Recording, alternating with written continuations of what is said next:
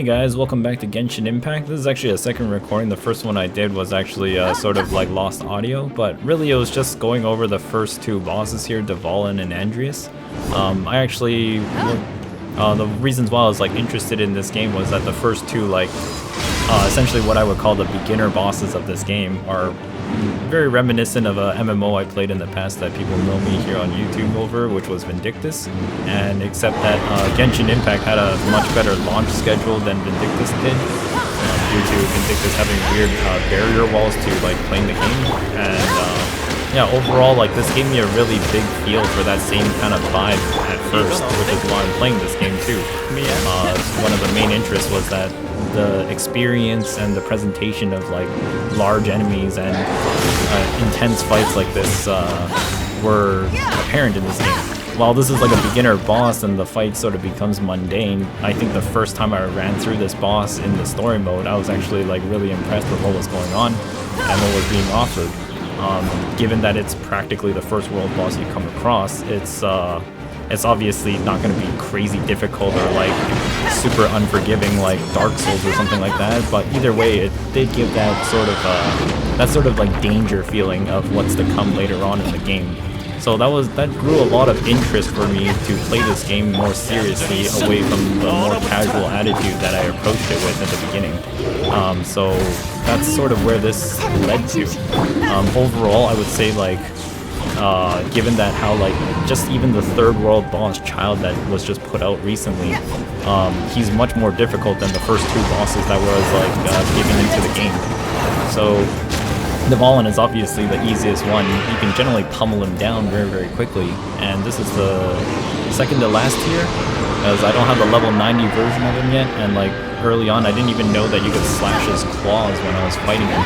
Because the first time you fight him, you get to use Venti and just shoot at his head and whatnot, and constantly with bow and arrow. But I don't have a bow and arrow character, and I had to figure out different ways. And then I found out that I could actually slash his like his HP bar and whatnot while he's actually flying in with Beidu's counter. Won't really work with other characters because like you're gonna get hit and then you're gonna be stunned or whatever, rather than your attack being pulled off. So that's sort of what happened here. Main issue here is obviously just breaking his barrier so that you can actually start smacking the top of his head. There's also tiny opportunity to hit his body when he drops his head down for it to be smacked on. I think the best thing to do is just actually sit here with these ice particles constantly triggering his shield here.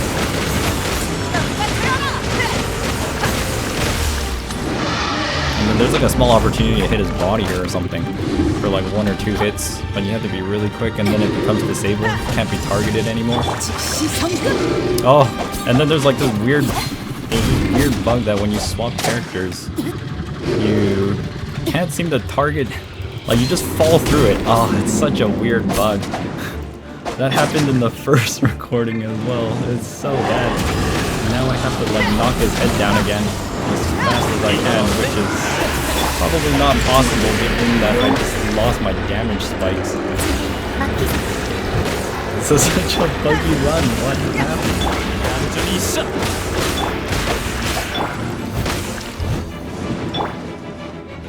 Overall though, like the music and everything else, graphic presentation is very well put together for this game. It's definitely something I can't really like criticize the game for. It gave a good presentation experience for a game they charge for free essentially.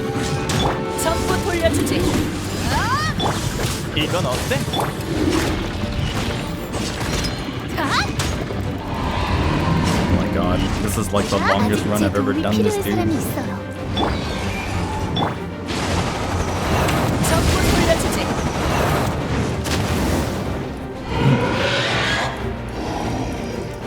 One of the things I'm more curious about too as well later on is like what's gonna happen in like AR 50 and beyond is when people start capping out at the current levels, because there are some streamers and players out there that are at like AR 50 plus max level and everything else.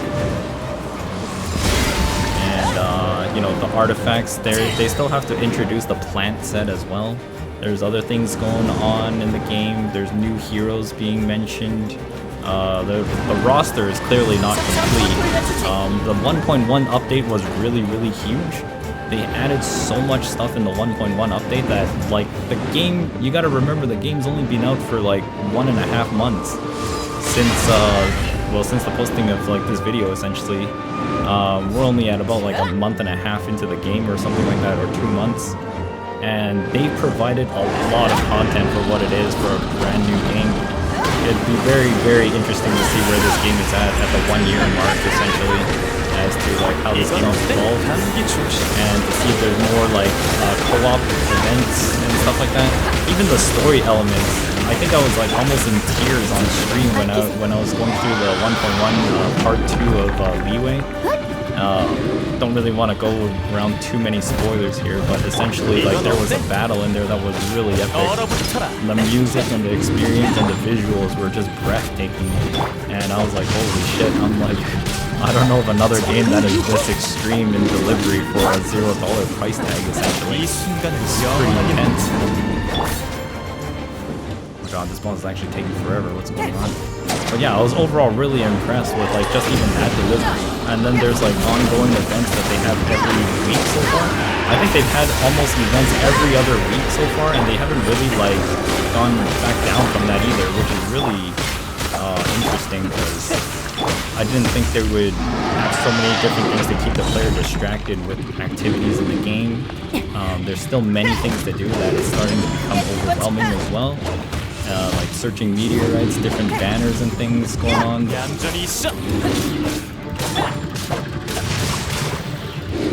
Oh my god, are you gonna die yet? Oh, ever. Alright. But yeah, that's kind of like my take upon like Genshin Impact here. Even like the battle pass challenges, like the free pass that you can do without paying. Obviously you can get more rewards by adding a bit of money into the game. Overall, there's like, you know, free wishes. This could potentially be a 5-star character if I just roll it. I don't really know. I mean, we can just try it right now. Who the heck knows? Just get one. What is this? It's just a blue item. So I'm just a regular person today. Or either that, you can save these up essentially and then just wait for certain banners and whatnot. I think that one's for the infinite one, but when you get the limited ones, if you save up like 90 or even like 180 of them, you can guarantee yourself like multiple like 5-star heroes and 4 stars, which is sort of what I've done partially. But I put some money into the game because overall, yeah, the experience has been like nothing but good. Alright, so the second boss I want to go over here is Boreas, the Ice Wolf. Let's just go and jump into this.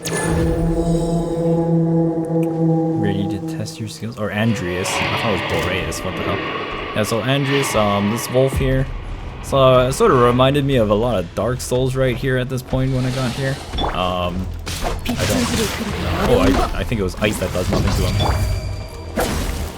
This boss can, oh, he's got a lot more HP now that I've reached AR 45.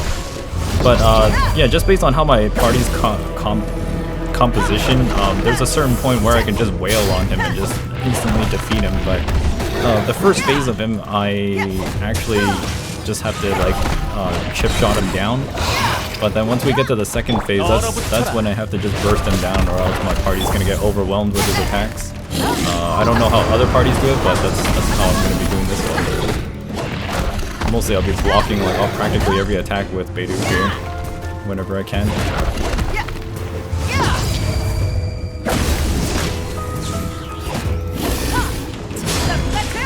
Also, like using Q ultimate as an iframe as well is also very useful.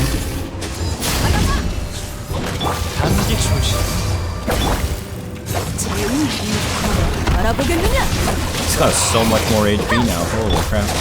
I think in the level 70 version, I was actually just like running over him in like less than a minute.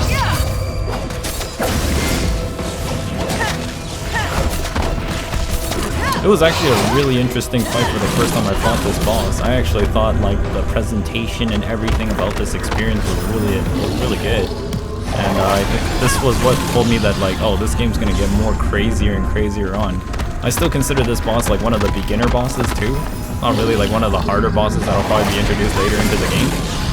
So Boreas is, or Andrius, I find to be like one of the more enticing beginner bosses that actually sort of wakes you up and be like, hey, this game isn't really going to be that easy later on. So it's like, kind of pay attention to what's going on. It's sort of more like training for like the higher end stuff later.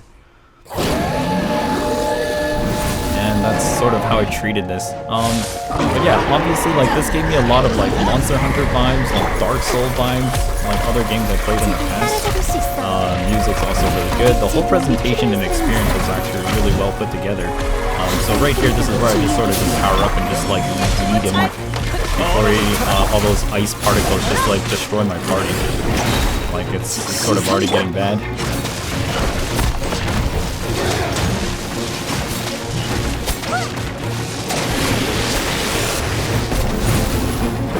And my sword wore out because I turned on all my ults in the wrong combo.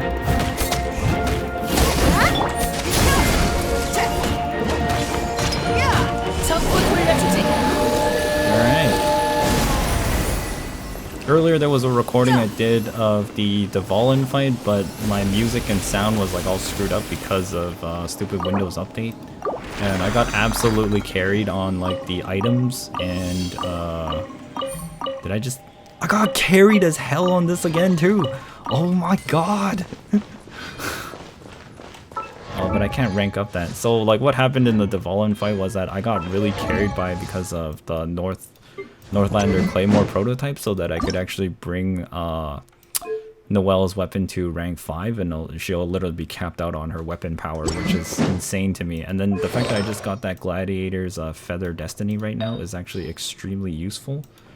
Because I really need crit damage and crit rate and recharge. It's everything she needs. Holy shit. Yo, this is, oh my god, I'm actually so carried today. Holy.